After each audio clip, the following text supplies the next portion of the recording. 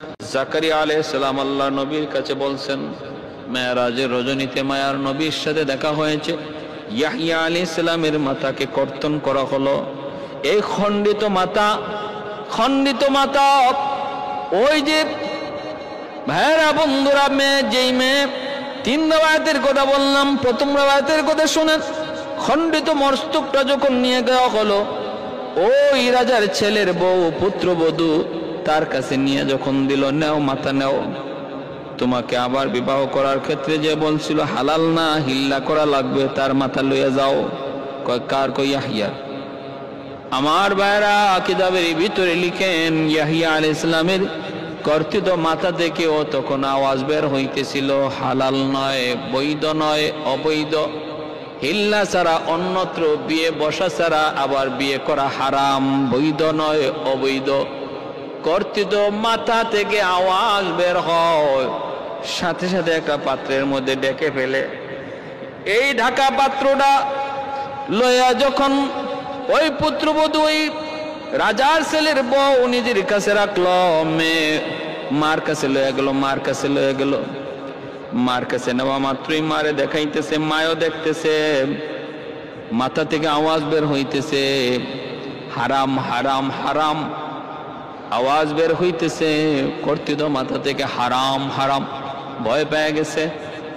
সাথে সাথে মায় দেখে এই রানী, এই রাজকুমারের বউ পা জমিনের ভিতরে দেবে গেছে। হায় হায়, পা দেবে গেছে। একটু পরেই দেখা গেল কোমর পর্যন্ত মাটিতে দাপতেছে। এরপরে দেখা যায় বুক পর্যন্ত দাপতেছে। মেয়ে চিল্লাইতেছে, মা আমারে বাঁচাও, মা আমারে বাঁচাও। কিন্তু বাঁচানোর কোনো সুযোগ নাই। আল্লাহ ধরে না, আল্লাহ ধরলে ছাড়ে না, আল্লাহ ছাড় দেয়, ছেড়ে দেয় না। ইন্না বাতুশা রাব্বিকা লাশাদীদ। আল্লাহ পাকের ধরা বড় শক্ত ধরা, কঠিন ধরা। এজন্য আল্লাহ ধরছে, জমিন ধরে ফেলছে। বুক পর্যন্ত যখন দেবে যায়, মা চিল্লাইতেছে, মেয়েও চিল্লাইতেছে। এরপরে মা কইতেছে, রে জল্লাদ, তাড়াতাড়ি করে আমার মেয়েটা জমিনে দেবে যাইতেছে, কিছুই তো আর পাইব না, অন্তত তার মাথাটা রেখে দে। জল্লাদ এক কুবে মাথাটা আলগা করে মাথাটা রেখে দিল। দেখো মাটির ভিতরে নাপতে শুরু করলো। 4 কল্যাণেছে, যেই নবীর কল্যাণেছে আল্লাহ পাক রব্বুল আলামিনের বদলা দুনিয়াতে তার কল্যাণ একই জায়গায় রেখে দিয়েছে।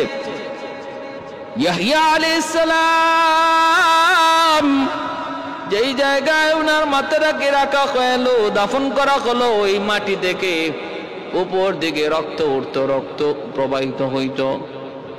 বখতে নসর বাদশাহ ঈসা যখন ৭৫,০০০ ইহুদিকে জবাই করলো, ওই রক্ত প্রবাহিত হওয়া বন্ধ হলো।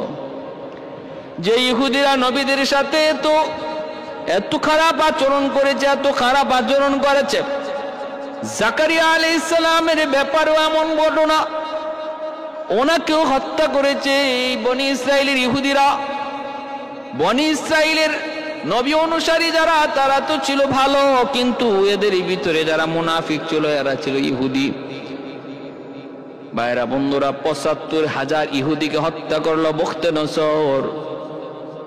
আল্লাহ পাক রব্বুল আলামিন প্রতিশোধ নেওয়াইলেন, নবী হত্যার প্রতিশোধ নেওয়াইলেন। রক্ত প্রবাহিত হওয়া বন্ধ হলো। এ ভাই, এজন্য বলতেছিলাম হযরত ইয়াহইয়া আলাইহিস সালামের শাহাদাতটা এইভাবে হয়েছে। আল্লাহ পাক রব্বুল আলামিন বদলাও নিছে। আল্লাহ পাক কি করছে? উপযুক্ত বদলাও নিছে। হযরত ইয়াহইয়া আলাইহিস সালামের হত্যা এইভাবে করলো বনি ইসরাইলীরা, কিন্তু বদলা আল্লাহ নিলেন না। আল্লাহ যথাযথ বদলা নিলেন। এজন্যই ইমানদার মুমিনদের সাথে যারাই যখন যে যুগে অন্যায় আচরণ করবে, আল্লাহ পাক এটা ধরবেন, আজ নয় কাল জালেম দিয়া জালেমকে আল্লাহ শায়েস্তা করবেন। যারা মজলুমের উপরে জুলুম করেছে ওই জালেম আজ নয় কাল আরেক জালেম দ্বারা আক্রান্ত হবে। বনি ইসরাইলের ইহুদিরা বড় জালেম ছিল, বহু নবী পয়গম্বরগণকে তারা শহীদ করেছে। ইয়া হাসরাতান আলাল ইবাদ মা ইয়াতিহিম মির রাসূলিন ইল্লা কানু বিহি ইস্তাহজিউন। আল্লাহ পাক আফসোস করে করে বলেন, হায় আফসোস, আমার গোলামদের প্রতি আমি আল্লাহর বড় আফসোস। এরা আমার এমন কোন নবী নাই যে নবীর উপর সাথে ওরা ঠাট্টা করে নাই, মস্কারি করে নাই, জুলুম করে নাই। আমার এমন কোন নবী নাই যে নবীর উপরে আমার বান্দারা, আমার গোলামেরা তারা কোনো নির্যাতন করে নাই। সকল নবীর উপরই তার উম্মতেরা, নূহ নবীর উপরে এত বৃষ্টির মতো বাদর ছিটাইতো, বৃষ্টির মতো স্তূপের নিচে পড়ে যেতেন আল্লাহর পয়গম্বর নূহ।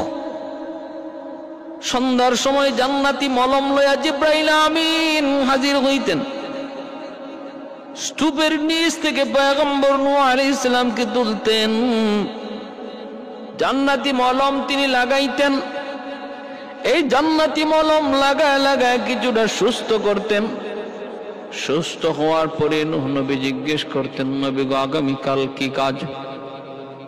বলতেন, ভাই জিব্রাইল আগামীকাল কি কাজ? জিব্রাইল আমিন কয়, নবী গো আজকে যেই কাজ আগামীকালও সেই কাজ।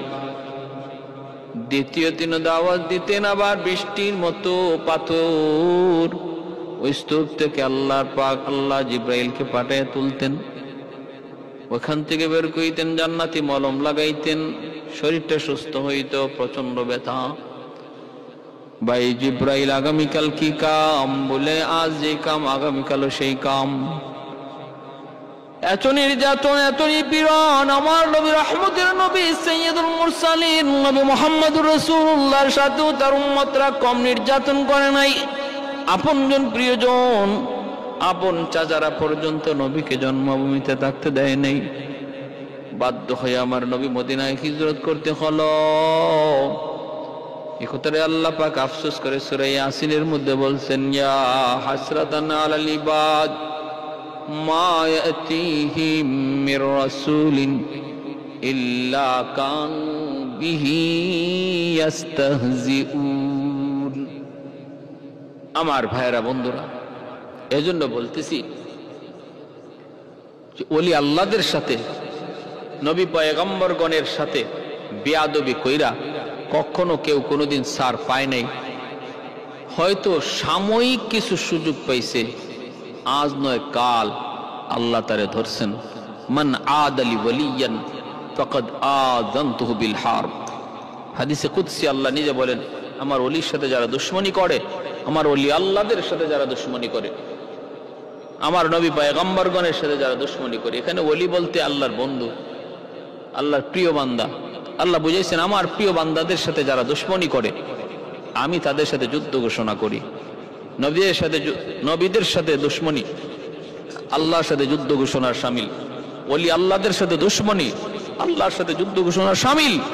উলামায়ে কেরামের সাথে দুশমনী আল্লাহর সাথে যুদ্ধ ঘোষণা করার শামিল।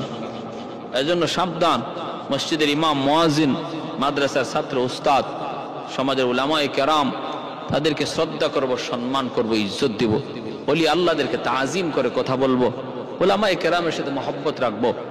মনে রাখবা, যদি দুশমনী করি, দেখেন যত অন্যায় করেছে আল্লাহ ধরছে, ধরে নাই তা না। সেই জালেম সম্প্রদায় দামেস্কের বাদশার পরিবার, তারা গোটা পরিবারটা ধ্বংস হয়ে গেছে। হ্যাঁ, গোটা পরিবারকে আল্লাহ ধ্বংস করে দিছে। হযরত ইয়াহইয়া আলাইহিস সালামের হত্যার প্রতিশোধ নিতে যায়, জাকারিয়া আলাইহিস সালামের হত্যার প্রতিশোধ নিতে যায়, গোটা পরিবারকে, রাজ পরিবার আল্লাহ ধ্বংস করে দিছে। প্রিয় হাজিরিন, এজন্য শুধু তা নয়, তা পরিবার নয়, যারা সমর্থন করেছিল ইহুদি, তাদের উপরও একের পর এক গজব আর আযাব আসছেই। এক বখতে নসর জালেমের দ্বারাই আল্লাহ ৭৫,০০০ ইহুদিকে একদিনে খতম করাই দিছে। প্রিয় হাজিরিন, এজন্য কেউ বুকে এই ধরনের এই ধরনের দুঃসাহস দেখানোর চিন্তা কেউ না করি যে আমি পার পেয়ে যাব, আমার উপরে কেউ নাই, আমারে ধরার কেউ নাই। মনে রাখবা প্রত্যেক উপরের উপরও উপর আছে, প্রত্যেক উপরওয়ালার উপরেও উপরওয়ালা আছে। দুনিয়ার তোমার যেখানে উপরওয়ালা শেষ, সেখানে উলামায়ে কেরামের শুরু, উলামায়ে কেরামের শুরু। তোমার যেখানে ফোন করা শেষ, সেখান থেকে উলামায়ে কেরামের ফোন করা শুরু হয় মাত্র। এরপরে আব্দুল্লাহ ইবনে মাসউদ রাদিয়াল্লাহু তাআলা আনহু আয়েশা আবু জাহেলের কল্লা কাটলেন, ওই কল্লা নবী দরবারে নিয়ে গেলেন। ইকরামা বাবারি হত্যা দৃশ্য দেখে দৌড় দিয়ে আয়েশা একজনের উপরে তিনি আঘাত করলেন। মুআজ রাদিয়াল্লাহু তাআলা আনহুর হাত কেটে গেল, ওই হাতটা অল্প কিছু ঝুলাইছিল, এই ঝুলন্ত হাতটাকে পায়ের নিচে রেখে টান দিয়ে ছিঁড়ে ফেলে দিলেন আর বললেন, এরে হাত, আল্লাহর জন্য তোরে আল্লাহর রাস্তায় শহীদ করলাম, কোরবানি দিলাম। কিয়ামতের ময়দানে জান্নাতে আল্লাহ তোমার সাথে আমার আবার সাক্ষাৎ করাবে, হাত আল্লাহ জান্নাতে আমার হাত আল্লাহ পরায় দিবি। ভাইরা, ইকরামা তারপরে মুসলমানের আক্রমণ দেইখা তাড়াতাড়ি পলায়ন করলেন। বদরের ময়দান থেকে ইকরামা পালায় আসলো, বাবার লাশটা পর্যন্ত আনার সাহস তিনি করেন নাই, কারণ নিজের জান বাঁচায় কোন রকম বদর থেকে তিনি ফেরত চলে আসলেন। কিন্তু অন্তরের ভিতরে জিদ আরো ডাবল বেড়ে গেল। এতদিন পর্যন্ত ইসলামের বিরোধিতা ছিল শুধু বাবার আনুগত্যের কারণে, এখন ইসলামের বিরোধিতা বাবার হত্যার প্রতিশোধ নেওয়ার জন্যে দুর্ধর্ষ এক বাহিনী গঠন করলেন ইকরামা। এমনিই তো বহুত বড় এক অশ্বারোহী, দুর্দান্ত একজন বীর সৈনিক। ইকরামা একটা বাহিনী, দুর্ধর্ষ বাহিনী গঠন করলেন শুধু বাবার পিতৃ হত্যার বদলা নেওয়ার জন্য। এরই ভিতরে যুদ্ধের দামামা বেজে উঠল, উহুদের যুদ্ধের দামামা বেজে উঠল। ওই উহুদের যুদ্ধে ইকরামা নিজেকে বড় প্রস্তুত করলেন বদলা নেওয়ার জন্য। তিনি তার বাহিনী নিয়ে সামনে যাবেন। তার স্ত্রী উম্মুল হাকিমকেও তিনি বললেন, বড় মহব্বতের, বড় ভালোবাসার স্ত্রী, স্বামী স্ত্রীর ভিতরে কঠিন ভালোবাসা ছিল। আবার আপন চাচাতো বোন ইকরামার স্ত্রী আবুল হাকিম, উম্মুল হাকিম ইকরামার স্ত্রী, কঠিন ভালোবাসা মহব্বত। স্ত্রীকেও উহুদের যুদ্ধে নিয়ে চললেন। বদরের যুদ্ধে যেই সমস্ত মানুষ তাদের খতম হয়েছে, বদরের যুদ্ধে তাদের যেই সমস্ত মানুষগুলা তারা খুন হয়েছে, তাদের স্ত্রীদেরকেও ইকরামা উহুদের যুদ্ধে নিয়ে গেলেন। তারা যেন পিছন থেকে তবলা বাজায়, ঢোল বাজায়, যোদ্ধাদেরকে তারা যেন উৎসাহ দেয়। উম্মুল হাকিমকেও বলল, তুমি ওই নারীদের সাথে থাকবা, আমাদেরকে উৎসাহ দিবা। কেউ যদি যুদ্ধ থেকে পিছনে পলায়ন করে আসে, তাকে আবার যুদ্ধে পাঠাইবা। ভাইরা বন্ধুরা, ওই উহুদের যুদ্ধে ইকরামা অনেক প্রস্তুতি নিয়ে রওনা দিলেন। আর উহুদের যুদ্ধে তাদের পক্ষে, কাফেরদের পক্ষে আরেকজন বীর বাহাদুর ছিলেন, যার নাম খালিদ বিন ওয়ালিদ রাদিয়াল্লাহু তাআলা আনহু। তিনিও পরবর্তীতে কালেমা পড়ে মুসলমান হয়েছেন। কিন্তু উহুদের যুদ্ধে নবীর বিরুদ্ধে, ইসলামের বিরুদ্ধে কাফেরদের শক্তি অনেক বেশি। দুইজন বীর বাহাদুর, একজন খালিদ বিন ওয়ালিদ আর একজন ইকরামা বিন আবি জাহেল। খালিদ বিন ওয়ালিদ কাফেলার ডান দিকে নেতৃত্ব দেন, আর ইকরামা বাম দিকে নেতৃত্ব দেন। প্রচন্ড রণকৌশলবিদ, যুদ্ধের বড় কৌশল জানতেন খালিদ বিন ওয়ালিদ। ইকরামাও জানতেন তাদের এই প্রচন্ড এই চতুরতা এবং তাদের এই দুর্ধর্ষ সাহস উহুদের যুদ্ধে তাদের বিজয় ছিনে আনলো। তাদের এই পরিকল্পনা উহুদের যুদ্ধে তাদের অনেক পক্ষে মুসলমানদের পরাজিত করে বিজয় তারা ছিনায় নিয়ে আসলো। উহুদের যুদ্ধের প্রাথমিক অবস্থাটা মুসলমানদের জয় ছিল, জয়। ছোট্ট একটা ভুলের কারণে মুসলমানের পরাজয় হলো। ছোট্ট একটা ভুল। আল্লাহ নবী বলেছিলেন, 50 জন তীরন্দাজকে তোমরা এই গিরিপথ ছেড়ো না। আমরা যুদ্ধে জয়লাভ করি আর পরাজিত হই, তোমরা কিন্তু এই গিরিপথ ছেড়ে দিও না। কিন্তু যুদ্ধে জয় দেখে তারা এই গিরিপথ ছেড়ে গনিমতের মাল কুড়ানোর জন্য চলে গেছিলেন। আর এই সুযোগ খালিদ বিন ওয়ালিদ পিছন দিক থেকে তিনি তার বাহিনী নিয়ে আক্রমণ করলেন। পিছন দিক থেকে আক্রমণ করলেন খালিদ, আর ইকরামার সামন দিক থেকে মাঝখানে পড়ে গেলেন মুসলমান। চরম পরাজয় হলো, আমার নবী আহত হলেন, নবীর দান্দান মুবারক শহীদ হলো।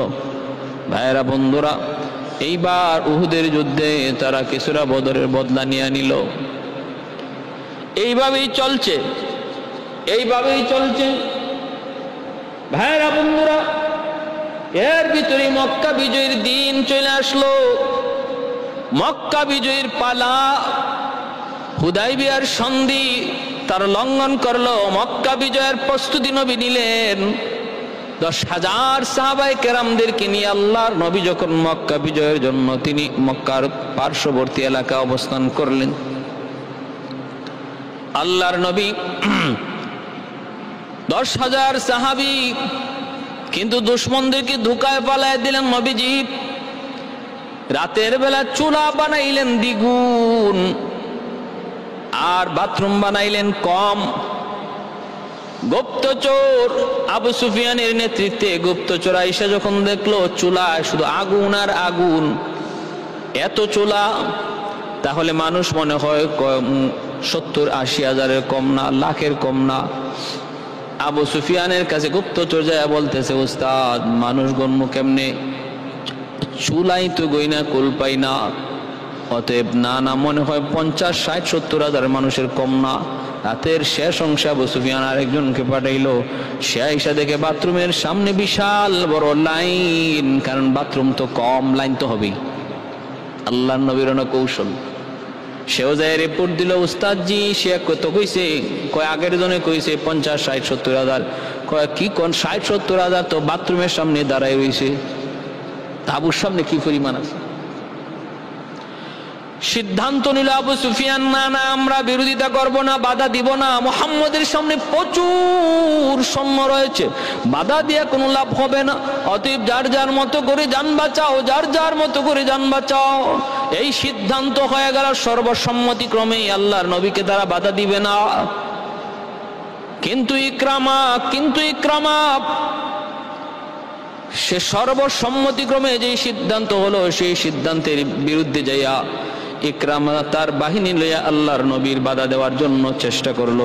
কিন্তু খালিদ বিন ওয়ালিদ রাদিয়াল্লাহু তাআলা আনহু তিনি তো এতে দিনে মুসলমান হয়ে গেছেন। খালিদ বিন ওয়ালিদ ফতে মক্কার দিন, মক্কা বিজয়ের দিন তিনি সামনে, আল্লাহর নবীর সামনে, নবীর ডান দিকে খালিদ বিন ওয়ালিদ ইকরামার বাহিনীকে তছনছ করে দিলেন। যারা সাথে ছিল অনেকেই মারা গেল, বাকিরা পলায়ন করলো। এমনকি ইকরামা নিজেও মক্কা ছেড়ে পালাইতে লাগলো। কোন রকম যান বাঁচায় ইকরামা মক্কা ছেড়ে বের হয়ে গেল। ইকরামা মক্কা ছেড়ে বের হয়ে গেলেন। কোথায় যাবেন? মক্কায় থাকার কোনো জায়গা নাই, কারণ মক্কা তো মুহাম্মদুর রাসূলুল্লাহ দখল করে নিয়েছেন। কোথায় যাবেন? যাওয়ার তো কোনো জায়গা নাই। আল্লাহর নবী রহমতের নবী মক্কা জয় করে নিলেন, আর নবী ঘোষণা দিলেন, শোনো বাইতুল্লাহ সামনে যারা বাইতুল্লাহ অবস্থান করবে তারা নিরাপদ। আবু সুফিয়ান এর ভিতরে ওই দিন কালেমা পড়ে মুসলমান হয়েছেন। আবু সুফিয়ান মুসলমান হয়ে গেছেন। এই আবু সুফিয়ানের সাথে আমার নবীর সম্পর্ক হলো নবীর শ্বশুর, আর নবী হলেন জামাতা উম্মে হাবিবা রাদিয়াল্লাহু তাআলা আনহা, আমাদের আম্মা জান, আমার নবীর পবিত্র বিবি। ওনার বাবা ছিলেন আবু সুফিয়ান, আর আবু সুফিয়ানের স্ত্রীর নাম ছিল হিন্দা। আবু সুফিয়ান মক্কা বিজয়ের দিন কালেমা পড়লেন। হিন্দাও মক্কা বিজয়ের দিন কালেমা পড়ে মুসলমান হয়ে গেলেন। ওইদিকে ইকরামার স্ত্রী উম্মুল হাকিম তিনিও হিন্দার সাথে 10 জনের মতো একজন মহিলা আমার নবীর সামনে আইসা তারা নিজেদের ইসলাম গ্রহণের কথা প্রকাশ করলেন। ভাইরা বন্ধুরা, আমার নবী রহমতের নবী তিনি ওই দিন সবাইকে সাধারণ ক্ষমা ঘোষণা করলেন। লা তাসরিবা আলাইকুমুল ইয়াউম, আল ইয়াউম ইয়াউমুল মারহামা। আজকের দিন বদলা নেওয়ার দিন নয়, আজকের দিন হলো রহম করার দিন। আমরা আমাদের বাড়ি ঘরে ফিরে নেওয়ার জন্য আসি নাই, আমরা এসেছি আল্লাহর দ্বীন প্রতিষ্ঠা করার জন্য। নবী বললেন, সাহাবীরা শোনো, যার যার বাড়িতে যাইয়া তোমাদের বাড়ি যারা দখল করে রেখেছে তাদের মালিকানাও বুঝাইয়া দিবা। বাড়ির দখল ফিরায় নেওয়ার জন্য মক্কা বিজয় করি নাই, বরং আমাদের বাড়িঘর যারা দখলে আছে তাদেরকে দখলের সাথে মালিকানাও বুঝাই দিয়ে আসো। সাহাবীরা কই, নবী গো, কত সুন্দর আখলাক, কেমন ধৈর্য দিয়ে আল্লাহ আপনারে বানাইছে গো নবী। আপনি কি ভুলে গেছেন মক্কার মানুষগুলি কত নির্যাতন করছে আমাদের উপর? নবী বললেন, চোখের পানি জড়ায়, সাহাবীরা তোমাদের উপরে যে নির্যাতন হয়েছে আমি নবী ভুলি নাই। আমার উপর যে নির্যাতন হয়েছে মক্কায় তোমরা কি ভুলে গেছো? না গো নবী, আমরাও ভুলি না। আল্লাহ নবী বললেন, আমি যদি আমার নির্যাতনের কথা ভুলে গিয়া তাদেরকে মাফ করে দিতে পারলাম, তোমরা কেন মাফ করতে পারবো না? আল্লাহ নবী সাধারণ ক্ষমা ঘোষণা করে দিলেন, কিন্তু কিছু কিছু মানুষকে নবী, কয়েকজন মানুষের ব্যাপারে নবী নাম উল্লেখ করে বললেন, এদের মাফ নাই, এদের মাফ নাই, এদেরকে যেখানে পাবা সেখানে হত্যা করবা। এর ভিতরে একজন হলো নবীর প্রিয় চাচা আমির হামজা রাদিয়াল্লাহু তাআলা আনহুর খুনি, যার নাম ছিল ওয়াহশী। উহুদের ময়দানে নবীর কলিজার টুকরা চাচা, নবীর কলিজার টুকরা চাচা হযরত হামজা, আমির হামজা রাদিয়াল্লাহু তাআলা আনহুকে খুন করেছিল ওয়াহশী। এই ওয়াহশীর ব্যাপারে নবী বললেন, ওয়াহশীকে যেখানে পাবা সেখানে হত্যা করবা। 2 নম্বর হলো ইকরামা বিন আবি জাহেল, ইকরামারে যেখানে পাও সেখানে হত্যা করো। আল্লাহর নবী ঘোষণা দিলেন, কেউ বাধা দিল না, ইকরামা বাধা দিল, যার কারণে কিছু রক্তপাত ঘটে গেল, কিছু রক্তপাত ঘটলো। অতএব ইকরামারে যেখানে পাও সেখানে আটকাও। নবী এইভাবে ঘোষণা দিলেন। আরেকটা বেঈমান নবীর দুশমন, নবীরে গালাগালি করতো, আল্লাহর নবী তার ব্যাপারে বললেন, ওরে যেখানে পাও সেখানে ধরো। সে নিজেকে বাঁচানোর জন্য বাইতুল্লাহর দরজার পাশে যেয়ে দাঁড়ায় রইল, কারণ সে জানতো হেরেমের ভিতরে মুসলমান কখনো খুন খারাপি করে না, এটা আল্লাহর নির্দেশ। কিন্তু আল্লাহ পাক রব্বুল আলামিন জানায় দিলেন, বন্ধু, ওই নাফরমান সে যদিও আমার ঘরে দাঁড়ায় আছে নিরাপত্তার উসিলা লইয়া, যাও, আমি আল্লাহর নির্দেশ দিলাম ওরে আমার ঘরের সামনে খুন করো, কারণ আমি আল্লাহ সব সইতে পারি, কিন্তু আমার হাবিব, আমার বন্ধুকে যে গালি দেয় আমি আল্লাহ সইতে পারি না। মান সাব্বা নাবিয়ান ফাকতুলু। আল্লাহর নবী সাহাবীদেরকে আদেশ করলেন, বাইতুল্লাহ হেরেমের ভিতরে ওরে খুন করা হলো। তাহলে চিন্তা করে দেখেন, নবীকে গালি দিলে, আল্লাহর নবীকে কেউ অপমান করলে তার শাস্তিটা কেমন কঠিন। যেখানে হত্যা করা, যেখানে খুন করা, যেখানে বিচার করা নিষেধ, ওই জায়গায় পর্যন্ত আল্লাহ আদেশ দিলেন, ওরে ওখানে খুন করো, ওখানেই খুন করো। এত বড় জঘন্য অপরাধ, এটা মাফ করার মতো নয়। এই অপরাধ কোনো জায়গায় মাফ পাওয়ার মতো নয়। আমার ঘরের ভিতরে ডুইকাও যদি বসা থাকে, ওরে ধইরা আনো, ওরে ওখানে খুন করো। জানতেন কোনো বিষয় নয়। অতএব নবীর গালি দিবে আর আমি যদি চুপ থাকি, নিঃসন্দেহে আমি মুনাফিক, আমি মুসলমান নই। ইযা সাররাতকা হাসানাতুকা ওয়া ইযা সাআতকা সাইয়্যাতুকা ফাআনতা মুমিন। সাহাবী জিজ্ঞেস করেন, মাল ঈমান ইয়া রাসূলুল্লাহ, ঈমান কাকে বলে গো নবী? নবী বলেন, ইযা সাররাতকা হাসানাতুকা ওয়া ইযা সাআতকা সাইয়্যাতুকা ফাআনতা মুমিন। যদি ইসলামের পক্ষে কথা শুনলে তোমার ভালো লাগে, আল্লাহ রসুলের বিপক্ষে কথা শুনলে তোমার খারাপ লাগে, তাহলে বুঝবা তোমার ঈমান আছে।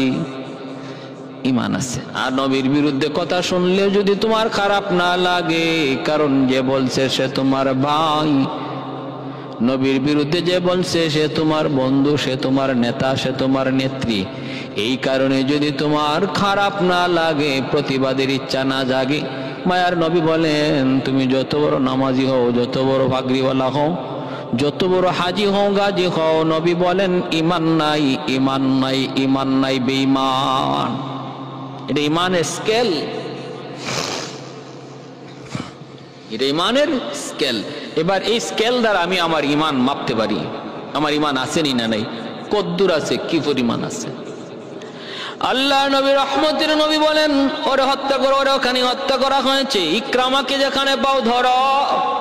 ইকরামা নিজেকে বাঁচানোর জন্য মক্কা ছেড়ে ইয়ামেন চলে যাবে। ইয়ামেন স্ত্রী হিন্দা সহ 10 জন মহিলা নবীর সামনে আইসা হিন্দা কাপড় দিয়ে মুখটা ঢেকে বলতেছে, হিন্দাও তো আমার নবীর প্রিয় চাচা আমির হামজা রাদিয়াল্লাহু তাআলা আনহুর কলিজা চিবায়া খাইছিল হিন্দা, উতবার মায়া। আমার ভাইরা বন্ধুরা, মায়ার নবী দয়ার নবীর সামনে এসে বলতেছে, মুহাম্মদ তোমার সাথে আমার কঠিন আত্মীয়তা, এই আত্মীয়তার দোহাই দিয়া বলি আমাকে নিরাপত্তা দাও।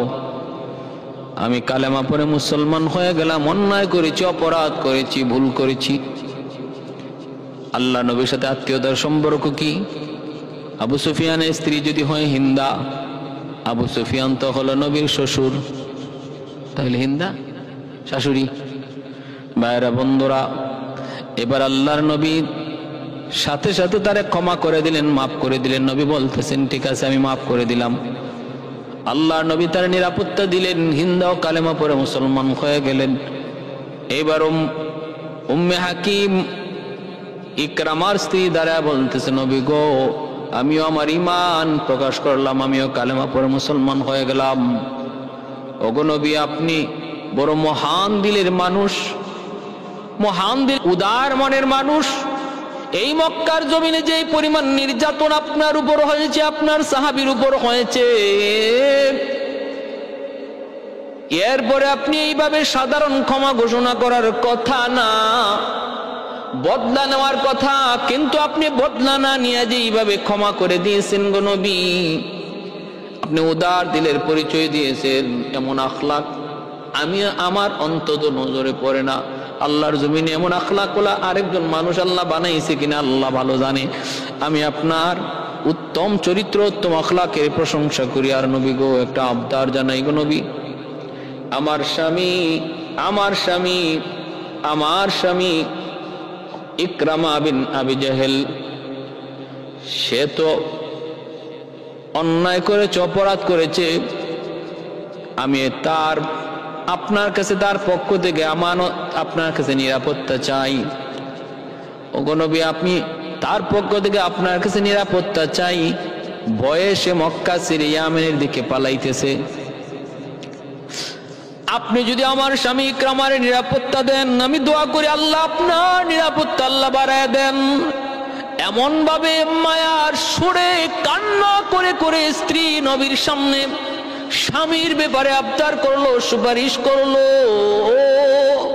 আমার নবীর দিল কত নরম। নবীর চোখ সামনে কেউ চোখ দিয়া পানি আসলে আমার নবীর চোখ থেকে দর দর করে পানি চলে আসতো। আমার নবী কারো কান্নায় কখনো হাসতে পারতেন না, দুশ্মনের কান্নায় নবী কাঁদতেন।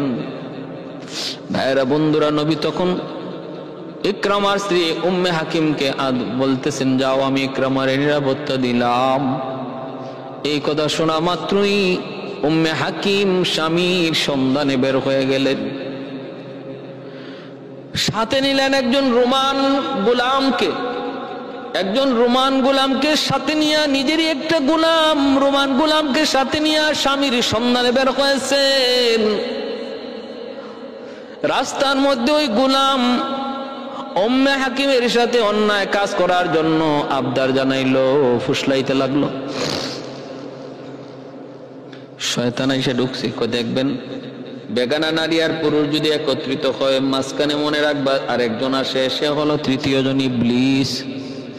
বেগানা নারী পুরুষ নিরিবিলি নিরিবিলি একান্ত কোনো জায়গায় যদি এক হয়ে যায়, সাবধান। নিজেরে তুমি যত বড় বুজুর্গই ভাবো না কেন, ওই মুহূর্তটাতে তোমাকে পরাস্ত করার জন্য, তোমাকে ধরা খাওয়ানোর জন্য মিস্টার ইবলিস অনেক শক্তি নিয়ে হাজির হয়। এজন্য কখনো বেগানা নারীর সাথে বেগানা পুরুষ একান্তে নিরিবিলি একা জায়গার মধ্যে একত্রিত হওয়া যাবে না। কোনো কারণে যদি এক হয়েও যায়, সাথে সাথে দ্রুত হয়ে যাবে, দ্রুত সরে যাবে।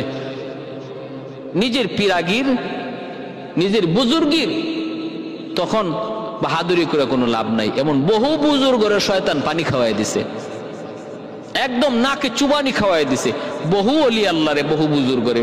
অতএব সাবধান, বেগানা কোনো নারীর সামনে যেয়া নিজের বুজুর্গির বাহাদুরি করে কোনো লাভ নাই। যত পারা যায় এদের থেকে দূরে থাকা, এখান থেকে দূরে থাকা। এটা আগুন, আগুনের পাশে মম নিয়ে যদি মমরে আপনি বলেন মমরে তুই গলবি না, গলবি না, কোনো দিন সেটা সম্ভব নয়। আগুনের পাশে মম নিলে মম অটোমেটিক গলবে, অটোমেটিক গলে যাবে। হ্যাঁ, এই রোমান গোলাম ইকরামা রাদিয়াল্লাহু তাআলার স্ত্রী উম্মে হাকিমের সাথে অন্যায় করার জন্য ফুসলাইতে লাগলো। একা একা দুজন, উনিও স্বামীর খুঁজে বের হয়েছে পাগলের মতো। উম্মে হাকিম তারে শুধু আশা দিয়া কৌশল করে করে সামনের দিকে নিয়ে যাচ্ছেন। কারণ সেটা একজন পুরুষ, যদি না করেন তাহলে পারবেন না, সে পুরুষ জোর জবরদস্তি শুরু করবে, খুন খারাপি হইতে পারে। এজন্য কৌশল করে করে, বুদ্ধি করে করে, আশা নিরাশা এর ভিতরে, টানা দোটানার ভিতরে সামনের দিকে আগায় নিতেছেন, সামনের দিকে আগায় নিতেছেন। নিয়ে নিয়ে তিনি একটা বস্তির ভিতরে ঢুকেই চিৎকার করে উঠলেন, আমাকে বাঁচাও, সাহায্য করো। বস্তির মানুষেরা দৌড়ে আসলো, তারপরে বললেন, এই গোলাম আমার সাথে অন্যায় করতে চায়, আমাকে তোমরা ওর কাছ থেকে বাঁচাও। এলাকার মানুষজন তো কোনো এই গোলামকে বন্দি করলো। এরপরে উম্মে হাকিম একাই তিনি স্বামীর সন্ধানে বের হলেন। খুঁজতে খুঁজতে পেয়ে গেলেন নদীর পারে, দেখা যায় একটা নৌকার সাথে, নৌকা মাঝির সাথে তার স্বামী ইকরামা মাঝিওয়ালার সাথে কথা বলতেছেন। মাঝিওয়ালার কাছে যায় তিনি বলতেছেন, ভাই আমার নদী পার করে দে, আমি ইয়ামেন চলে যাব। মাঝিওয়ালা বলতেছে, আমি আপনাকে নদী পার করায় দেব, এর আগে প্রমাণ করেন আপনি ভালো মানুষ। কয় কেমনে প্রমাণ করব? কয় আপনি কালেমা পড়েন। তখন ইকরামা কয়, কসকি বেটা, এই কালেমার বই তো মক্কা ছেড়ে ইয়ামেন পালাইতেছি। এর ভিতরে উম্মে হাকিম যায় হাজির হইয়ে স্বামীকে দেখেই জড়ায় ধরছে, আর স্বামীকে বলতেছে, স্বামী গো, ও স্বামী তুমি ইয়ামেন যেও না, জন্মভূমি ছেড়ে ওই জায়গায় যায় তুমি কেমন করে থাকবে? এখানে তোমার সব, এখানে আমরা একা একা কেমন করে তুমি ইয়ামেন থাকবা, ওই দেশে থাকবা? না না, জন্মভূমি ছেড়ে তুমি যেও না, আমি মুহাম্মদুর রাসূলুল্লাহর কাছ থেকে তোমার নিরাপত্তার গ্যারান্টি নিয়ে এসেছি। দু জাহানের বাদশা, সরওয়ার দু জাহান, খুলুকে আজিমের অধিকারী, খুলুকে আজিমের অধিকারী নবী, রহমতের নবী, মায়ার নবী, ওনার কাছ থেকে আমি তোমার নিরাপত্তার গ্যারান্টি নিয়ে এসেছি। না না, তোমার ইয়ামেন যাওয়া লাগবে না, ইয়ামেন যাওয়া লাগবে না। ভাইরা বন্ধুরা, এইবার ইকরামা বলতেছে, কও কি তুমি? বলে মুহাম্মদ আমাকে নিরাপত্তা দিয়েছেন। বলে হ্যাঁ। আর স্বামী গো, আমি কালেমা পড়ে নিজে মুসলমান হয়ে গেছি, এতদিন ভুল পথে ছিলাম, অন্ধকার জগতে ছিলাম, আলোর পথ পেয়ে গেছি। চলেন, আপনিও চলেন, আপনাকে তিনি নিরাপত্তা দিয়েছেন। ইকরামার মনটা নরম হয়ে গেল, ফিরে আসলো, আর রাস্তার মধ্যেই তিনি গোলামের কথা জানাইলেন। ইকরামা গুসায় তিনি ওই গোলামের কাছে যায় গোলামকে হত্যা করলেন। তারপরে স্ত্রীকে নিয়ে তিনি রওনা দিলেন। রাস্তার মধ্যে স্ত্রী, স্বামী স্ত্রী দুজন একান্ত, এখানের মধ্যে স্বামী স্ত্রী আবেগ জড়িয়ে গেল। তিনি স্ত্রীকে ধরতে চাইলেন। উম্মে হাকিম বলেন, শোনেন স্বামী গো, আমি এখন মুসলমান, তুমি এখনো কাফির, নবীর হাতে কালেমা পড়ে মুসলমান হও নাই। আমি হলাম মুসলমান পবিত্র, আর তুমি অপবিত্র। এই অবস্থায় তোমার আমার এখনো এইরকম মিলন হওয়া সম্ভব নয়। ইকরামা তখন কয়, বিবি তুমি এমন কথা বললা, তোমার আমার মিলন, তোমার আমার কাছে আসা মহব্বত, যেই জিনিস বাধা দেয়া রাখছে সেটা সাধারণ কোনো বিষয় হতে পারে না। অতএব তাড়াতাড়ি আমাকে ইমানের কাছে নিয়ে চলো, ইমানের সন্ধানে নিয়ে চলো। আল্লাহ নবীর সামনে এসে ইকরামা হাজির। মায়ার নবীর কাছে জিবরাইল খবর দিয়া দিছেন, নবী গো ইকরামা আসতেছে, ইকরামার সম্মানে আপনি সুস্বাগতম জানান। আল্লাহ নবী সাহাবায়ে কেরামদেরকে বললেন, সাহাবীরা একটু ইকরামাকে সুস্বাগতম জানাও। এতদিন পর্যন্ত যে ইকরামা আমাদের বিরুদ্ধে ছিল, আবু জাহেলের সন্তান, বাবা ইসলামের এত বড় কঠিন দুশমন ছিল, তার বাবাকে তোমরা গালি দিও না, কারণ ইকরামা মুসলমান হওয়ার জন্য আসতেছে। মৃত মানুষকে গালি দিলে মৃত মানুষ কিছু শুনে না, কিন্তু তার সন্তান কষ্ট পায়, এজন্য মৃত মানুষকে গালি দিও না। আল্লাহর নবী রহমতের নবী এইভাবে বললেন। ইকরামা কাছে আসতে মায়ার নবী দৌড় দিয়ে যায় ইকরামাকে জড়ায় ধরলেন। ভাইরা বন্ধুরা, হাদিসের মধ্যে এসেছে মায়ের নবী তখন চাদরটাও ঠিক মতো গায়ে নিতেছিলেন না, চাদরটা টানেন আর দৌড়েন যায় ইকরামাকে স্বাগতম জানাইলেন। ইকরামাকে আল্লাহ নবী যায় বসাইলেন, মুচকি হেসে আল্লাহ নবী সুস্বাগতম জানান। ইকরামা কই, নবী গো, আমার স্ত্রী উম্মে হাকিম বলেছে আপনি নাকি আমাকে নিরাপত্তা দিয়েছেন, কথাটা কতটুকু সত্য? আল্লাহ নবী বললেন, যা বলেছে তোমার স্ত্রী সব সত্য, আমি তোমাকে নিরাপত্তা দিয়েছি। এই কথা বলতেই তখন ইকরামা বলতেছে, এবার আপনি আমার কাছে কি চান বলুন। আল্লাহ নবী বলেন, ইকরামা কিছুই চাই না, চাই শুধু এক আল্লাহর স্বীকৃতি দাও। বলো আল্লাহ এক, তার সাথে আর কোনো শরীক নাই, ইবাদতের উপযুক্ত একমাত্র আল্লাহ, আর আমি আল্লাহর গোলাম, আল্লাহর রসুল, আল্লাহর বান্দা, আল্লাহর রসুল। শুধু এতটুকু বলো, লা ইলাহা ইল্লাল্লাহ মুহাম্মাদুর রাসূলুল্লাহ। ইকরামার সাথে সাথে কালেমা পড়ে, নবীর হাতে হাত রেখে কালেমা পড়ে মুসলমান হয়ে গেলেন। এরপরে বলতেছেন, নবী গো আর কি চান? নবী বলেন, নামাজ পড়ো, যাকাত দাও, ভালো কাজের আদেশ করো, গান বাজনা করো না, মদ গাঞ্জা খেও না। আল্লাহর বিধি বিধানগুলা তিনাকে যখন এইভাবে শোনায় দিতেছেন, ইকরামা বলেন, নবী গো আপনি যা বলছেন সব ভালো কাজ, যা আদেশ করেছেন সবগুলি একজন ভালো মানুষের কাজ, আর আপনি আমাদের সমাজের একজন ভালো মানুষ। ইসলাম নবী হওয়ার আগে আপনি আমাদের মধ্যে ভালো মানুষ ছিলেন, আল আমিন ছিলেন।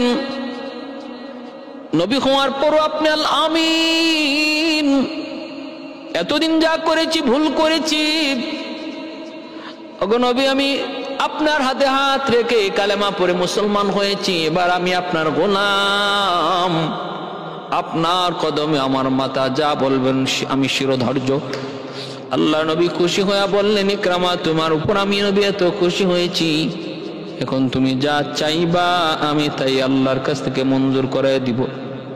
এই সুযোগটা পাওয়া মাত্র ইকরামা বলতেছে, নবী গো আমার কোনো কিছু চাওয়া নাই, পাওয়া নাই, আমার শুধু একটাই চাওয়া, একটাই পাওয়া।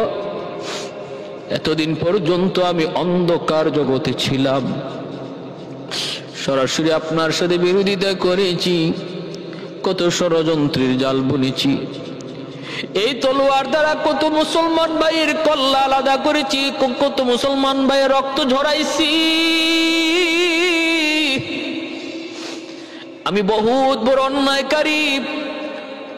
আমার আপনার কাছে একটাই চাওয়া, আল্লাহ যেন আমার পিছনের সব গুনাহ খাতা আল্লাহ মাফ করে, আল্লাহ যেন আমার পিছনের সব অন্যায়গুলি আল্লাহ মাফ করে। আমার বাবা ছিল আপনার কঠিন থেকে কঠিন দুশমন, ওগো নবীজি আমার বাবার পক্ষে থেকে আমি কত অন্যায় কাজে জড়িত হয়ে গেছি। আজকে আমাকে আল্লাহ যে সত্যের পথ আল্লাহ দেখাইছেন, হাজারো শুকুর। তবে একটাই চাওয়া, আল্লাহ যেন আমার পিছনের গুনাহ খাতা মাফ করে। মায়ার নবী দয়ার নবী আল্লাহর কাছে দোয়া চাইলেন আর বললেন, আল ইসলামু ইয়াহদিমু মা কানা ক্বাবলা। ও ইকরামা, ইসলাম হলো এমন এক পাওয়ারফুল মেডিসিন, এই ইসলাম গ্রহণ করার সাথে সাথে পিছনের সব ময়লাই মেডিসিন ধুয়ে দেয়। টেনশন করো না, চিন্তা করো না, আজ থেকে তুমি নিষ্পাপ, পিছনে কোনো গুনাহ নাই। ভাইরা বন্ধুরা, এরপর থেকে ইকরামা ইসলামের জন্য নিজেকে এতটা নিবেদিত প্রাণ করে নিলেন, এমন কোনো যুদ্ধ নাই এরপরে যে যুদ্ধে ইকরামা শরীক হন নাই, এমন কোনো অভিযান নাই যে অভিযানে ইকরামার নাম শুরুতে আসে নাই। ভাইরা বন্ধুরা, এইভাবে মুসলমান হওয়ার কিছুদিন পরে যুদ্ধের জামামা বেজে উঠল, ইয়ারমুকের যুদ্ধ। ভাইরা বন্ধুরা, ও ভাইরা, ইকরামা তিনি সবগুলা যুদ্ধে অংশগ্রহণ করলেন। শেষ পর্যন্ত ইয়ারমুকের যুদ্ধে যখন তিনি গেলেন, ওই ইয়ারমুকের যুদ্ধ সৈন্য সংখ্যা দুশমনের ছিল 2 লক্ষ। মুসলমানের যত সামান্য খালিদ বিন ওয়ালিদ রাদিয়াল্লাহু তাআলা আনহুর নেতৃত্বে ইয়ারমুকের যুদ্ধ। মুসলমান অল্প কয়েকজন, খালিদ বিন ওয়ালিদ আর সঙ্গে ওনার বন্ধু ইকরামা আর কিছুজন সৈন্য সাথী নিয়ে তিনি দুশমনের মোকাবিলায়। ইকরামা তার দামি ঘোড়ার পিঠ থেকে তিনি নেমে গেলেন। যখন দেখলেন দুশমন অসংখ্য অগণিত সামনের দিকে ধেয়ে আসতেছে, ইকরামা ঘোড়ার পিঠ থেকে যুদ্ধ করে করে এক পর্যায়ে ঘোড়ার পিঠ থেকে নাইমা দুশমনের ভিতরে ঢুকে যাইতেছেন। হযরত খালিদ বিন ওয়ালিদ রাদিয়াল্লাহু তাআলা আনহু দৌড় দিয়ে যায় জড়ায় ধরছেন, বন্ধু দোস্ত একটু থাম, এইভাবে নিজেরই শেষ করে দিবি না, তোমার চলে যাওয়াটা ইসলামের জন্য বহুত বড় ক্ষতি হয়ে যাবে। দোস্ত এইভাবে যাও না, নিজের শেষ করো না, একটু শোনো, আমার একটু পরামর্শ গ্রহণ করো। তখন ইকরামা কান্দেন, চোখের পানি জড়ায় কান্দে আর বলতেছে, দোস্ত আমারে তুমি বাধা দিও না, এ দোস্ত আমারে তুমি বাধা দিও না। এই তলোয়ার দিয়ে, এই তলোয়ার এতদিন পর্যন্ত ইসলামের বিরুদ্ধে যেইভাবে লড়ছে, এখন ইসলামের পক্ষে এইভাবে লড়বে। এতদিন পর্যন্ত বাতিলের পক্ষে এই তলোয়ার যেভাবে সামনে আগাইছে, আজকে হকের পক্ষে বুঝি এই তলোয়ার পিছনে চলে যাবে। এ দোস্ত, তোমার সাথে একসাথে বাল্যকালে বড় হয়েছি, উহুদের যুদ্ধে দুজনে এক কাঁধে কাঁধ মিলাইয়া ইসলামের বিরোধিতা করেছি, বিজয় 2 বন্ধু ছিনায় আনছি। এরপরে তুমি মুসলমান হয়ে গেছো, কিন্তু আমি তো পারি না, আমি বদনসিব, আমার বড় বদনসিব। আমি তো তোমার সাথে কালেমা পড়তে পারি নাই, অনেক পরে কালেমা পড়েছি। আমি তোমার থেকে অনেক পিছনে চলে গেছি বন্ধু, তুমি আমার থেকে অনেক আগে গেছো নবীর সোহবতে অনেক আগে আসার দ্বারা। অতএব এতটুকু কাফারা তুমি আমাকে আদায় করতে দাও, আমাকে তুমি বাধা দিও না, বাধা দিও না, বাধা দিও না। তুমি বড় ভাগ্যবান, আমি বড় দুর্ভাগা, আমাকে একটু সুযোগ দাও বইলে ইকরামা ভিতরে ঢুকে গেলেন। প্রচন্ড বেগে যুদ্ধ করলেন। খালিদ বিন ওয়ালিদ রাদিয়াল্লাহু তাআলা আনহু তিনিও তরোয়ার চালাইলেন বীর বিক্রমে। 2 লক্ষ সৈন্যরে কচুকাটা কইরা ইয়ারমুকের যুদ্ধে মুসলমানের বিজয় নিশ্চিত কইরা 3 জন আহত হইয়া ময়দানে পড়ে গেলেন। একজন হলেন হারিস ইবনে হিশাম, আইয়াশ ইবনে আবি রাবিয়া, আরেকজন হলেন ইকরামা ইবনে আবি জাহেল। 3 জন আহত হইয়া ইয়ারমুকের যুদ্ধে পড়ে গেলেন এবং 3 জনই পানি করে ডাকতেছেন, পানি করে ডাকতেছেন। একজন তাড়াতাড়ি করে পানি নিয়ে হাজির হইলেন হারিসের কাছে, হারিস ইবনে হিশামের কাছে। তখনই হারিস ইবনে হিশাম দেখতেছেন পাশেই ইকরামা, তিনি পানি করে ডাক দিছেন। হারিস ইবনে হিশাম বলতেছে, রে ভাই, আমার চেয়ে ইকরামার পানির প্রয়োজন বেশি, তুমি তার কাছে যাও। হযরত ইকরামা রাদিয়াল্লাহু তাআলা আনহুর কাছে গেলেন। ভাইরা বন্ধুরা, গিয়া দেওয়া মাত্র পানি দিবেন, হঠাৎ করে দেখেন পাশে আহত অবস্থায় পড়ে আছেন আইয়াশ ইবনে রাবিয়া। হযরত আইয়াশ ইবনে রাবিয়াও পানি করে ডাক দিছেন। ইকরামা ইবনে আবি জাহেল তখন বলতেছেন, আরে ভাই, আমার চেয়ে মনে হয় আইয়াশের পানি তৃষ্ণা বেশি, তুমি তার কাছে যাও। তিনি তার কাছে পানি নিয়ে গেলেন। যা দেখেন আইয়াশ ইবনে রাবিয়া তিনি শহীদ হয়ে গেলেন পানি পান না কইরা। তাড়াতাড়ি দ্রুত ইকরামা ইবনে আবি জাহেলের কাছে আসলেন। দেখেন ইনিও আর পানি পান করতে পারলেন না, ইনিও শহীদ হয়ে গেলেন। এরপরে দৌড় দিয়া তিনি চলে গেলেন হারিস ইবনে হিশামের কাছে। যায় দেখেন তিনিও আর পানি পান করতে পারলেন না, শহীদ হয়ে গেলেন। ভাইরা বন্ধুরা, ইকরামা রাদিয়াল্লাহু তাআলা আনহু তিনি আবু জাহেলের সন্তান। পরে তিনি ইসলামের এত বড় মুজাহিদ হলেন। শুধু এত বড় মুজাহিদ নাই, এই ইয়ারমুকের যুদ্ধে তিনি শহীদ হলেন এবং তিনি ইসলাম গ্রহণ করার পর সর্বদা মসজিদে নববীতে কাটিয়ে দিতেন। সর্বদা কোরআন তেলাওয়াত করতেন, চোখ দিয়া পানি ঝরত আর কান্না করতেন, নবীর দরবারে বসে বসে হাদিস শুনতেন। বুখারী মুসলিম হাদিসের অনেক হাদিসের কিতাবে রাবীদের মধ্যে আন ইকরামা রাদিয়াল্লাহু তাআলা আনহার নাম রয়েছে। বহু হাদিসের রাবী হয়েছেন। ভাইরা বন্ধুরা, ইসলাম ত্যাগ শিখায় গেছে, আদর্শ শিখায় গেছে। দেখেন, এক ভাই আরেক ভাইয়ের জন্য জীবন দিয়া দিছে, নিজের স্বার্থটা কোরবানি দিয়া আরেক ভাইয়ের স্বার্থকে প্রাধান্য দিছে। নিজের পানির তৃষ্ণা কত বেশি, এরপরও নিজে পানি চান না, আরেক ভাইয়ের পানির জন্য পাঠায় দিছে।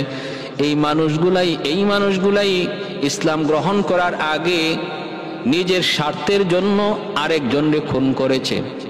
শুধু নিজের পানি খাওয়া না, উটের পানি পান করার জন্য আমার উটে আগে পানি পান করবে, তোরটা পরে, এই নিয়ে ঝগড়া, খুন করে ফেলেছে। উটের পানি পান করা নিয়ে যুদ্ধ হয়েছে, যুগকে যুগ, মাসকে মাস, বছরকে বছর।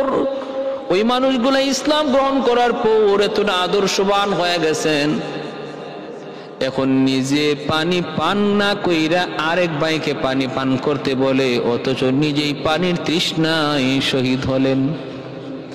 এর নাম হলো ইসলাম। ভাইরা বন্ধুরা, ইসলাম মানুষকে মানুষ বানায়, আদর্শ মানুষ বানায়। দেখেন, আমার নবীর সাহাবী হয়ে গেছেন আবু জাহেলের সন্তান ইকরামা। খালি সাহাবী না, বহুত বড় সাহাবী হয়েছেন, ইসলামের বহুত বড় বীর বাহাদুর হয়েছেন, হাদিসের বহুত বড় রাবী হয়েছেন, ইসলামের বহুত বড় বহু খেদমত করেছেন। কিন্তু ইসলামের শুরু যুগটা ছিল বাবার নেতৃত্বে, প্রথম দিকটা ছিল বাবার নেতৃত্বে ইসলামের বিরুদ্ধে। আমার ভাইয়েরা বন্ধুরা, এই হলো সাহাবায়ে কেরামের ত্যাগ।